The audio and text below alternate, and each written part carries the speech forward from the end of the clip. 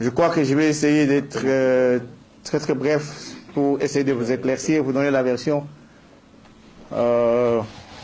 officielle de ce qui s'est passé. Et ce n'est pas seulement une version, ce sont des faits parce que moi-même j'étais dans les environs au moment où tout s'est passé. Il était, je crois, 13h45 quand je suis arrivé là-bas sur l'invitation du chef de l'État. Je devrais aller faire un rapport. Au moment où j'étais à la garde présidentielle pour qu'on puisse me faire entrer, j'ai entendu des coups de feu.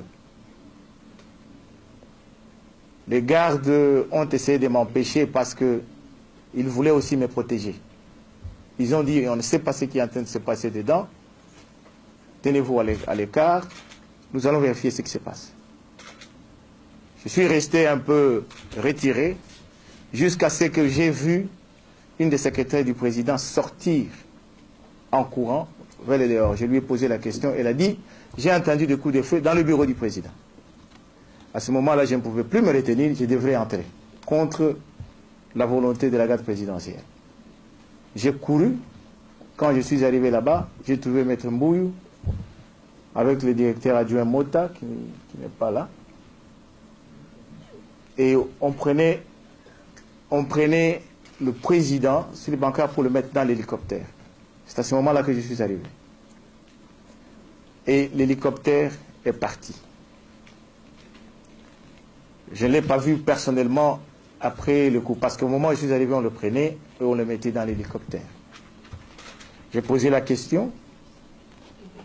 Le colonel Edi Kapend, qui était là, m'a expliqué que lui aussi était dehors, avec Maître Mbouyou. Quand ils ont entendu le coup de feu, ils sont entrés dedans, et le chef de l'État était déjà touché. Il est sorti dehors pour essayer de voir qui l'a fait. Ils ont vu la garde qui a tiré sur le président en train de courir vers l'habitation du chef de l'État.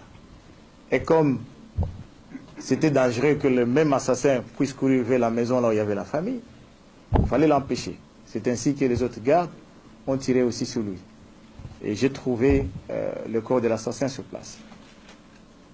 Après, nous devions tous attendre parce que le chef de l'État a été hospitalisé pour des interventions d'urgence à l'hôpital Ngaliema. Et le soir, on est venu nous dire que les médecins ont décidé que, comme il s'est stabilisé un peu, il faut l'envoyer à l'extérieur. C'est ainsi que nous avons tout organisé pour qu'on puisse l'évacuer. Et vers les 3 heures du matin, on a envoyé le président à l'extérieur. Et ce n'est que le 18 à 10 heures qu'on va nous confirmer sa mort. Et donc là, ce sont les faits, ce n'est pas une version, mais les faits que personnellement j'ai vécu dans cet événement de l'assassinat du chef de l'État. En ce qui concerne la position de M. Chirac, je crois que nous sommes tous soulagés, nous sommes tous contents qu'il y ait des gens qui comprennent. Parce que le moment que le chef, le moment que la nation congolaise est en train de passer est un moment très difficile, très fragile, rempli de beaucoup d'émotions.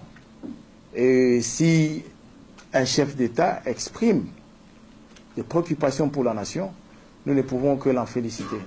Je crois qu'il a pris le courage de dire ce qui est juste. Et nous sommes très soulagés par sa déclaration. Je voudrais passer la parole à notre ministre des Affaires étrangères et de la coopération internationale qui revient de Yaoundé, qui a sans doute d'amples informations à ce sujet. Monsieur le ministre.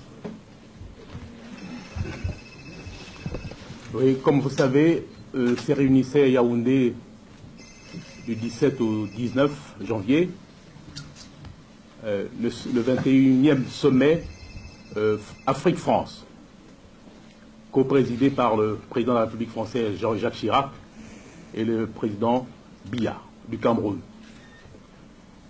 Le thème consacré, n'est-ce pas, à cette conférence, c'était l'Afrique face aux défis de la mondialisation, avec 4 sous-thèmes. Le premier sur les conflits, la paix et la sécurité en Afrique.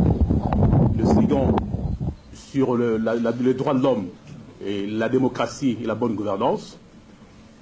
Le troisième sur le défi environnementaux. Et le quatrième en ce qui concerne la santé et l'éducation.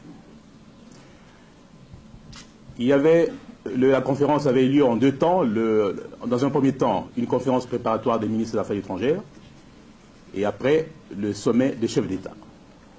Alors, comme vous savez, j'ai dirigé la délégation qui devait précéder le président de la République. C'est comme ça que j'ai participé à la réunion du Conseil des ministres des Affaires étrangères. Et lors du sous-thème sur le problème de la paix, de la sécurité et du règlement des conflits, j'ai dû attirer l'attention de mes collègues ministres des Affaires étrangères sur l'agression dont notre pays est l'objet depuis août 1998. J'ai demandé à mes collègues ministres de ne pas traiter ce problème en termes généraux, mais de voir que le défi auquel on était confronté ne pouvait être résolu que si on était dans un contexte de paix, et le fait que la République démocratique du Congo, qui est un pays extrêmement important au cœur de l'Afrique, qui occupe une position stratégique importante, dès lors que ce pays est l'objet d'une agression et occupé presque de moitié par les pays agresseurs, aucun défi ne peut être relevé actuellement en Afrique. C'est pour ça qu'il fallait résoudre le problème et initier des solutions concrètes et non pas parler en termes généraux des problèmes de la sécurité en Afrique. Et j'ai demandé à ce que ce problème de la République démocratique du Congo soit inscrit à l'ordre du jour du débat qui devait réunir les chefs d'État et de gouvernement. C'est ainsi que, profitant de l'occasion, ayant dû assister au sommet des chefs d'État en remplacement du chef de l'État, j'ai dû interpeller le président de la République française, mais aussi l'Organisation de l'Unité africaine. Comme vous savez, France-Afrique, c'est presque toute l'Organisation de l'Unité africaine et la France. J'ai demandé à la France-Afrique, effectivement, de se prononcer sur le conflit qui sévit en République démocratique du Congo, particulièrement sur l'agression de notre pays et l'objet, et les conséquences de l'agression, c'est-à-dire le pillage de ressources, les massacres, les atrocités, et particulièrement, comme vous savez, les 3 guerres de Kisangani, où on a vu les 2 armées étrangères se battre sur notre territoire, avec pour conséquence des victimes uniquement congolaises. Et c'est là, effectivement, qu'il y a eu une réaction, d'abord de l'OUA, à travers la présidence togolaise, qui a d'abord condamné l'assassinat du président de la République, et par la suite condamné l'occupation illégitime de notre territoire par les armées rwandaises, ougandaises et burundaises. Et après, l'OUA a prévu un comité de médiation, un comité restreint qui devait se réunir incessamment pour proposer des solutions concrètes aux problèmes congolais. Et c'était à ce moment-là, effectivement, que le président de la République française est intervenu pour réagir en termes clairs. D'abord pour condamner l'agression, pour condamner aussi la violation de l'accord de Lusaka. Comme vous savez, la ligne de démarcation qui existait le 10 juillet 1999 lors de la signature de l'accord de Lusaka est aujourd'hui largement dépassée par les pays agresseurs en territoire congolais. Et ce dépassement va jusqu'à 200 à 300 km. Ensuite, les 3 guerres de Kisangani, effectivement, le président de la République française l'a condamné très vertement. Et ce qui était aussi très important, c'est que le président de la République française a condamné le pillage de ressources de la République démocratique du Congo. Mais aussi, la France a promis d'initier des sanctions contre l'Ouganda et le Rwanda s'ils ne se retirent pas de la République démocratique du Congo. Les propositions seront faites à l'Union européenne, mais aussi au Conseil de sécurité des Nations unies. Donc pour nous, c'est vraiment un succès et diplomatique qui a été remporté effectivement à la conférence France-Afrique de Yaoundé. Voilà pour les précisions. I'm just giving the version in French. so that's what I said in French.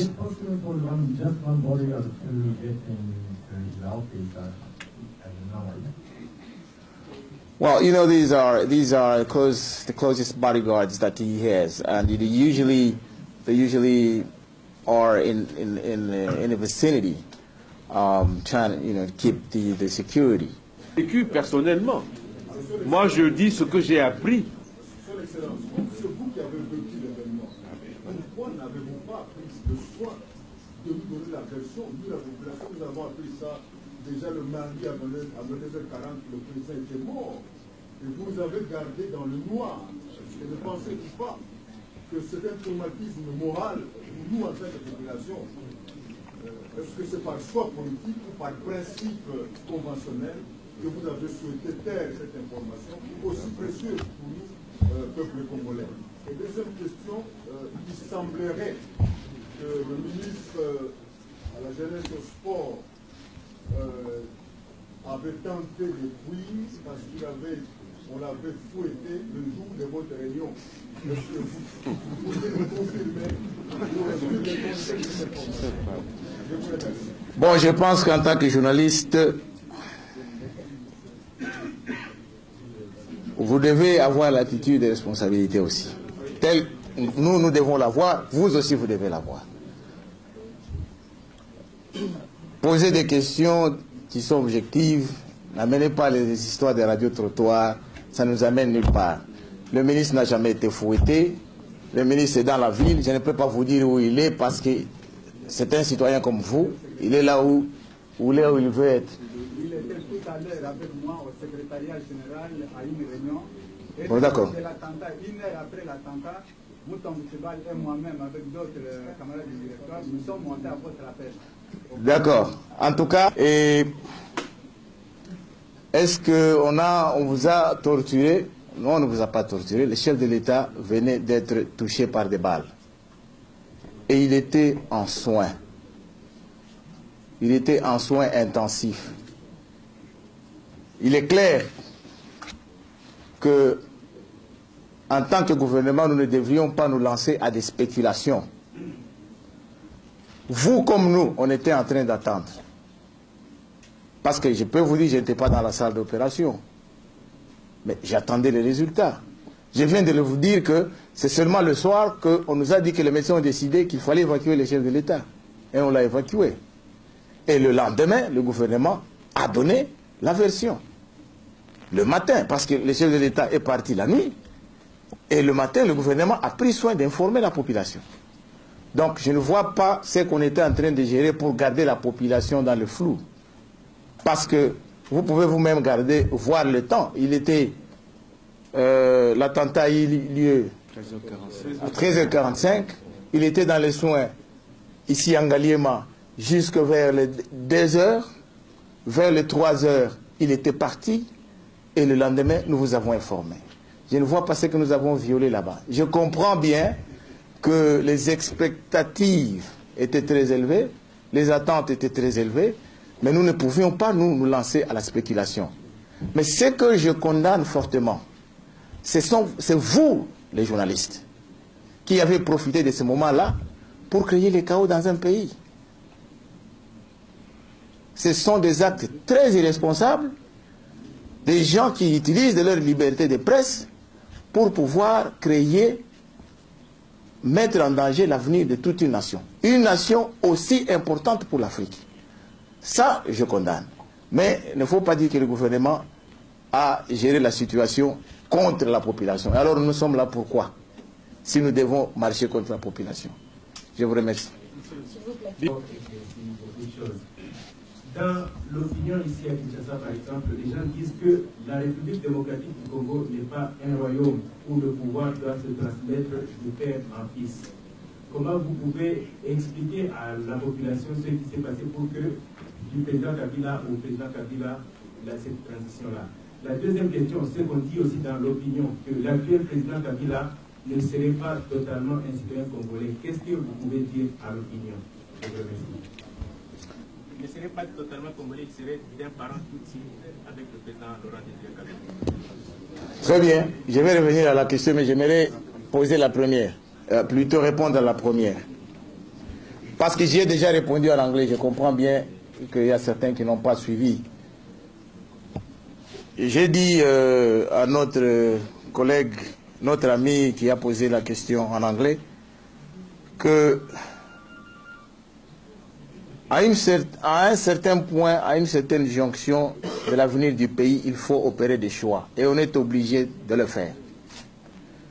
Et c'est ce que le gouvernement de salut public a fait dans cette situation particulière. Le 16, à 13 h, quand le chef de l'État m'a appelé, je ne savais pas que dans 45 minutes, il serait tué. Je ne pouvais même pas imaginer que le lendemain, il y aurait un nouveau président au Congo. Mais nous étions amenés à faire des choix dans ce moment-là précis. Mais en tant que responsable, il fallait le faire. Mais il fallait le faire d'une manière appropriée selon les circonstances dans lesquelles on se trouvait. Nous avons apprécié. Un des critères, c'était de savoir, il faut un homme qui est accepté et par les politiciens et par l'armée. Et ça ne pouvait pas, vous comprenez, ça ne pouvait pas se faire comme ça au hasard. Il fallait que les deux institutions se réunissent. Et c'est exactement ce qui a été fait. Le chef de l'État est aux soins intensifs. Nous ne connaissons pas l'issue. Mais entre-temps, l'État doit continuer. Et pourquoi l'État doit continuer? Il faut qu'il y ait la sécurisation de la population. C'est la priorité la plus haute. Et à ce moment-là, il faut privilégier une structure rapidement. Et c'est ainsi que nous nous sommes rencontrés pour pouvoir délibérer. Personne n'est parti dans cette réunion avec le nom de Joseph Kabila. Mais c'est en délibérant entre nous, en tant que responsables, nous nous sommes dit, nous tous, nous pensons que ce jeune homme, c'est lui qu'il faut qu'il prenne les arènes pour le moment, en attendant que le chef de l'État ne revienne. Et c'est comme ça que cela s'est passé. Il y a des gens qui disent, oh, il fallait les élections. Mais il faut être réaliste. Il faut être réaliste. Vous voulez, on tire sur le président le matin, le soir, vous avez les élections ici au Congo. C'est vraiment maladroit. D'abord, c'est impossible et ce n'est même pas faisable. Donc, j'aimerais que la population congolaise comprenne qu'on personne n'avait l'idée de la monarchie et personne n'a jamais préparé la monarchie dans sa tête. Et personne ici, de tous ces responsables ici, ne veut installer la monarchie au Congo.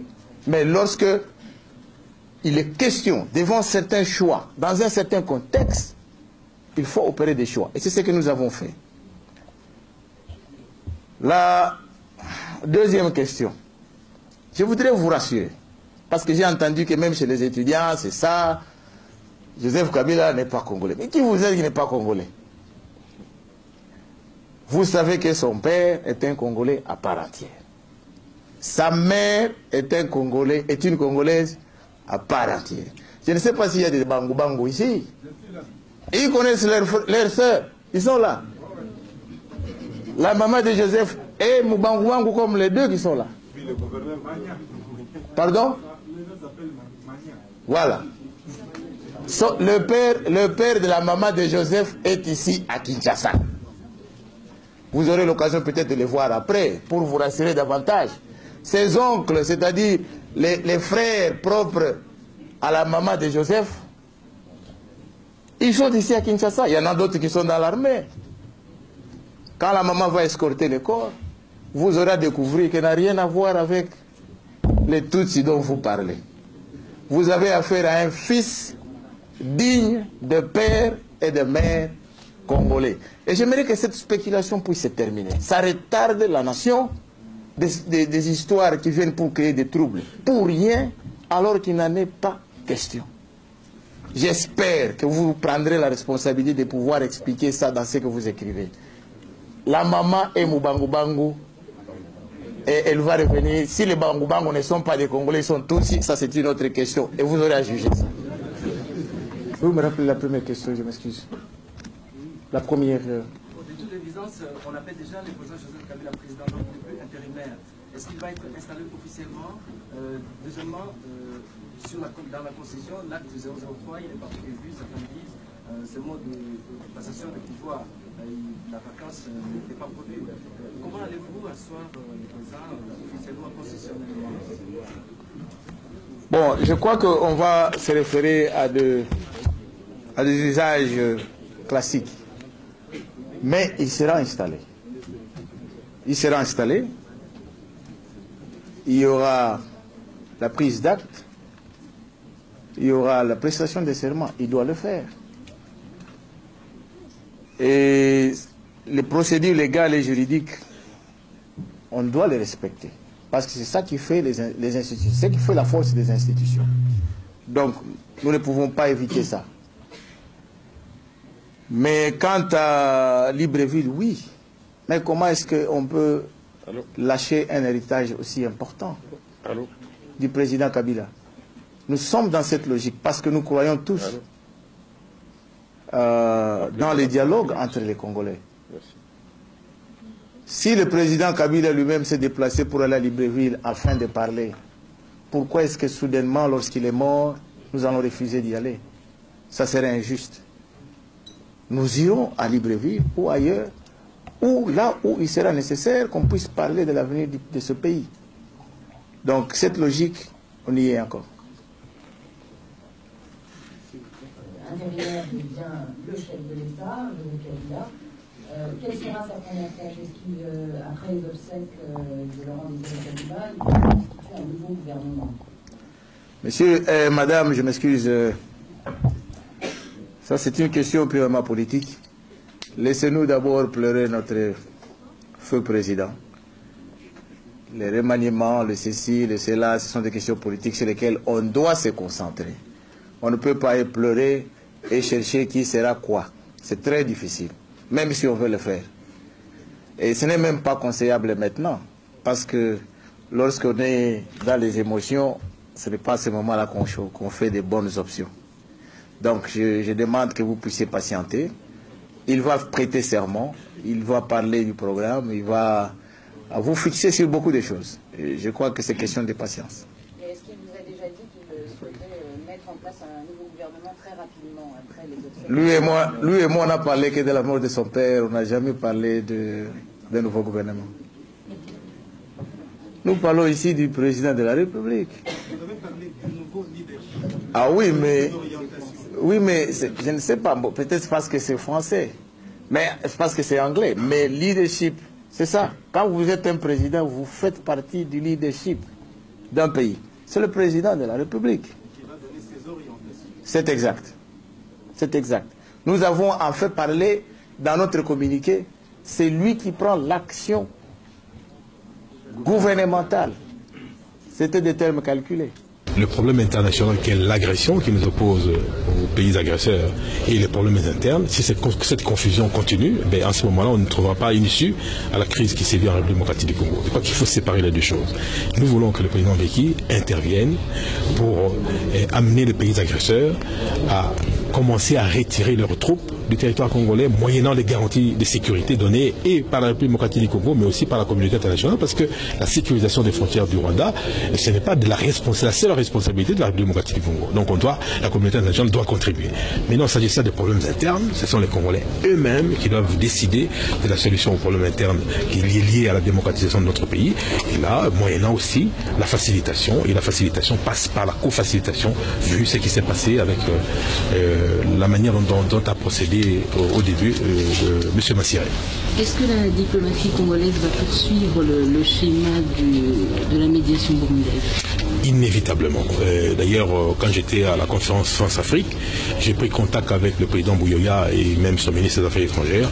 Unanimement, nous avons estimé que malgré ce qui vient d'arriver en République démocratique du Congo, le processus qu'a initié le président M. Laurent Désiré Kabila doit continuer. Donc, d'ici la semaine prochaine, le contact sera repris avec les autorités burundaises pour voir dans quelle mesure on peut continuer à traiter d'abord la question de la présence de troupes burundaises en République démocratique du Congo, dans quelles conditions ces troupes doivent être retirées, et puis d'autre part, nous voulons exiger des garanties aux responsables du FDD quant à leur implication au processus d'Arusha et partant au processus de la redémocratisation du Burundi. Ça veut dire qu'on doit s'attendre très prochainement à des accords entre la République démocratique du Congo et le Burundi. Mais tout à fait. Nous voulons avoir un accord sur le retrait des troupes burundaises de la République démocratique du Congo, moyennant certaines garanties. Garanties d'abord, comme je l'ai rappelé tout à l'heure, quant à la sécurisation des frontières, mais aussi garanties, parce que nous tenons à la sauvegarde de l'intégrité territoriale de notre pays. Et d'autre part, il faut aussi que les Burundais qu'on appelle pour s'impliquer dans le processus d'Arusha aient la garantie qu'ils ne vont pas être victimes du syndrome burundais. Le syndrome burundais, où vous savez, il y a eu quand même des assassinats importants dans ce pays. Donc ceux qui rentrent doivent être rassurés quant à leur implication effective dans le processus de démocratisation. Ça devra faire l'objet d'un sommet alors, avec plusieurs médiateurs ou rester les médiateurs principaux? Pour l'instant, je pense que, comme vous avez vu, généralement ces entretiens doivent se dérouler dans un pays neutre. Et donc il y aura l'implication nécessairement d'un troisième pays. Et alors là nous avons été, par exemple, le premier contact a eu lieu à Libreville, donc le président Bongo a joué un rôle important, et les ministres des Affaires étrangères du Burundi et de la République démocratique du Congo se sont réunis à Nairobi. Et alors la prochaine étape sera encore une fois une deuxième discussion entre le FDD et les autorités burundaises, et nécessairement avec la présence des autorités congolaises. Et après, les ministres de la Défense des deux pays doivent continuer à discuter. Et après, il y aura une séance qui va tirer les conclusions des différents entretiens afin d'aboutir à un accord entre le Burundi et la République démocratique du Congo.